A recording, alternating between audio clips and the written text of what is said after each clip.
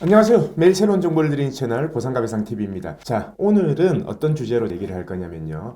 우리가 교통사고 나서 일반적으로 그냥 부상을 치료해서 입원하는 경우에는 간병인이 필요하지 않습니다. 근데 예를 들어서 골절이 됐어요. 골절이 됐는데 뭐 양쪽 다리가 다 부러졌다. 아니면 양쪽 팔이 부러졌다. 아니면은 신체에 마비가 왔다. 아니면은 의식이 없다. 이런 경우에는 간병인을 고용하게 돼 있죠. 지금은 조금 특수 상황입니다. 코로나 상황이기 때문에 간병인을 고용하려면은 24시간 그냥 상주하는 간병인을 고용을 해야 돼요. 지금 현재 간병인을 고용하면요, 뭐 340만 원 정도 이렇게 평균이 있고요. 그리고 조금 더 이제 신경 써서 간병인을 구한다라고 하면 최대한 400만 원까지는 지출이 되는 걸로 알고 있습니다. 근데 우리가 사고가 났을 때 이렇게 간병인을 고용하고 나는 필요해서 고용한 걸 거 아니에요. 내가 다른데 뭐 돈을 준 것도 아니고 치료에 필요하고 생활이 안 되기 때문에 간병인을 고용했는데 내가 이거를 지금 다 지출을 했어요. 그러면 나중에 합의할 때 이 간병비를 전부 다 받을 수 있냐? 아마 이 부분이 궁금하신 분들이 되게 많을 건데요. 제가 오늘 정리를 해드리겠습니다. 자, 일반적으로 보험사, 보험약관에는요, 간병인이 최대 2달치 지급되게 되어 있습니다.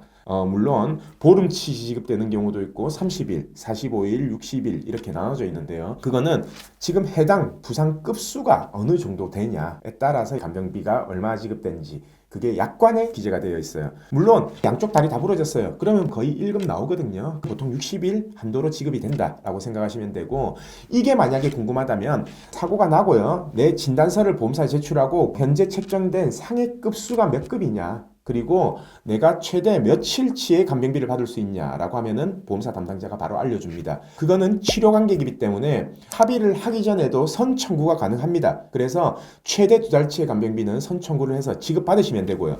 그러면은 문제가 뭐냐? 2달 이후에 간병비가 계속 지출이 됐다. 이거를 받을 수 있냐 못 받냐? 제가 딱 잘라서 결론부터 말씀을 드리면요. 보험사는 안 주려고 합니다. 어떠한 경우에도 안 주려고 해요. 단 보험사가 주는 경우가 있습니다. 그 경우는 어떤 경우냐면은 만약에 소송을 가서 신체 감정을 했어요. 신체 감정에서 간병인이 예를 들어서 뭐 6개월이 필요하다, 아니면 1년이 필요하다, 아니면은 평생 필요하다라는 감정 결과가 보험사도 예측되는 경우에 그때는 간병비를 일부 지급을 합니다. 근데 여기서 문제 관계가 더 발생하죠. 뭐냐? 나는 예를 들어서 400만 원을 지출했어요. 근데 보험사는 400만 원 인정 못한다. 200만 원밖에 안 준다. 아니면은 250만 원만 준다. 이렇게 하는 경우 이걸 어떻게 해야 되냐? 만약에 합의를 할 거면요. 합의 과정에서 충분히 조율이 돼야 됩니다. 예를 들어서 한시장애가 예상이 돼요. 그러면은 한시장애 3년 그리고 위자료, 휴업손해 계산한 금액하고 간병인 나는 2달치 800만 원 썼다. 이거를 추가적으로 달라. 라고 해서 명확하게 합의금 산출 내역서상에 그 내용이 기재되어 있는 것을 확인을 하고 합의를 하셔야 되고요. 일부 이런 사람들이 있습니다. 뭐냐면 간병 소견서를 받아놔라. 간병 소견서를 받아 놓으면 주치의한테 그 금액은 보험사가 전부 다 줄 거다. 이렇게 얘기하시는 분들이 있는데 사실 그거는 아니에요. 그렇다면은 주치의가 연구장애 진단서 쓰고 평생 간병인이 필요하다라는 소견서를 발급했다라고 한다면은 소송을 할 이유가 전혀 없겠죠. 왜? 그 금액을 그대로 산정해서 보험사한테 주면 되니까. 근데 우리가 주치의한테 장애 진단을 끊든 아니면은 자문의사한테 장애 진단을 끊든 보험사는 어차피 그 금액은 전액 다 인정하기는 힘들다라는 거죠. 자, 그래서 내가 만약에 사고가 났는데 간병비를 전액 받을 수 있는 방법이 없냐? 이 부분에 대해서는요. 전액 받을 수 있습니다. 단 이게 만약에 소송을 갔을 때 신체 감정 의사가 이 기간 동안 하루에 몇 시간씩 간병이 필요하다라는 감정 결과가 나왔고 그 감정 결과 내에서 내가 돈을 다 지출했다면 그 돈은 전액 다 지불받을 수 있어요. 하지만 예를 들어서 내가 한 1년 동안 입원하면서 1년 내내 간병인을 이용한 겁니다.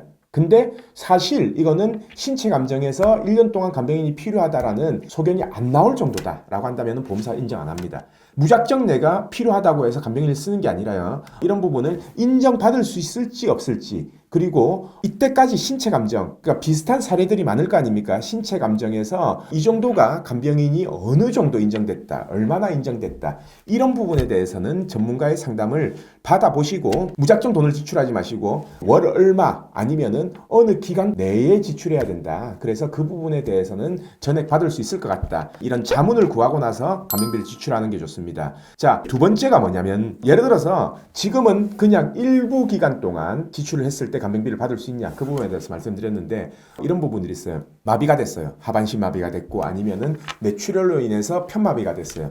그러면은 2년을 입원하고 3년을 입원하는 동안 계속 간병이 들어가거든요. 그리고 간병인을 안 쓰고 가족이 간병하는 경우가 있습니다. 이런 경우에는 간병비를 어떻게 받으면 될까요?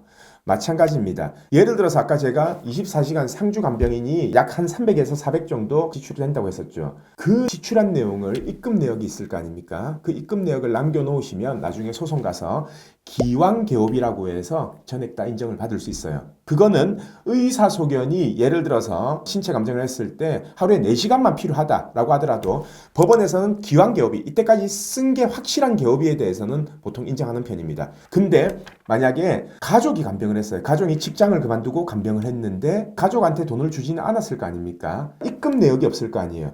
그러면 어떻게 되냐? 나중에 신체 감정을 했을 때 어느 정도의 간병이 필요했다. 딱 그 금액만 인정이 된다라는 거죠. 물론 신체 감정을 했을 때 8시간이 필요하다라는 결과가 나왔다면은 물론 430만 원 정도가 인정이 돼요. 근데 만약에 신체 감정 결과 4시간이 필요하다는 감정 결과가 나왔다라고 한다면 그의 반인 210만 원 정도밖에 인정이 안 되는 거거든요.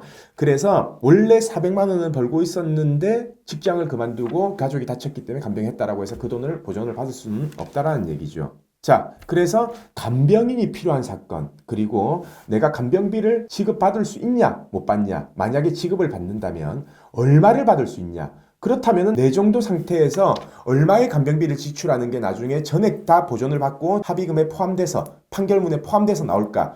그 부분이 궁금하신 분들, 그분들은 제가 말했죠. 꼭 전문가의 상담을 받아봐라. 그리고 나중에 어느 정도 합의금에 참작이 될 수 있겠다라는 부분을 전문가의 상담을 통해서 예상을 해보고 그에 맞는 지출을 하는 게 가장 현명한 방법일 것 같습니다. 저희 보상가 배상에서는요, 네이버에서 보상가 배상 검색하셔도 됩니다. 그리고 영상 아래쪽에 이 삼각형 표시 여기를 클릭하시면은 설명란에 제가 상담을 받을 수 있는 링크 그리고 전화번호 등을 남겨 놓을 테니까요. 그 전화번호나 링크를 참고해서 전화를 주시면은 저희도 그 부분에 대해서 상담을 충분히 도와드릴 수 있습니다. 물론 상담받는데 돈 받고 이렇게 하는 거 아니니까 그냥 부담 없이 연락을 주시면 됩니다. 자, 오늘은 간병인을 고용했을 때 이 비용을 나중에 전액 다 받을 수 있냐 그 부분에 대해서 말씀드렸고요. 내일도 새로운 주제를 가지고 오겠습니다. 오늘 방송 끝까지 봐주신 구독자분들 감사드립니다.